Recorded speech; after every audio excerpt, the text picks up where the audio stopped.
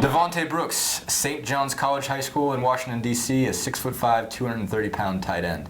Tight end was obviously a position that they needed to address. Not a lot of depth behind Ethan Wolf there. What do you see from Devante when you see him on tape? Well, I think a really good player. He's a little bit of a question mark, though. He hasn't played really a high school game since his sophomore year. Really unusual in that sense, coming off back-to-back knee injuries, tore the same ACL back-to-back years, and that's obviously a big question mark that he's going to have to kind of address over the next several months. And he's taking his time in his rehab this time around, but his focus obviously is on getting healthy. But if he can get healthy and return to the form that he showed early in his high school career and even last spring before his injury, his most recent injury, I think he can be a nice tight end down the road. Ends up being an under-the-radar guy, but before he committed to Tennessee, I think he was pretty much Tennessee's top target at that position and a guy they really, really wanted. I think when you see him on film, the little film that's available for him back then, it does seem like he does give them everything that they could ask for. He's, can beat you downfield, pretty good hands. Seems like he, works well in the running game as a blocker as well. It seems like at least the total skill set's there. Yeah, and I think that really good size too. A guy who I think over time can become a really good run blocker at that position, maybe even better than what they've had in some ways at that position if he continues developing. But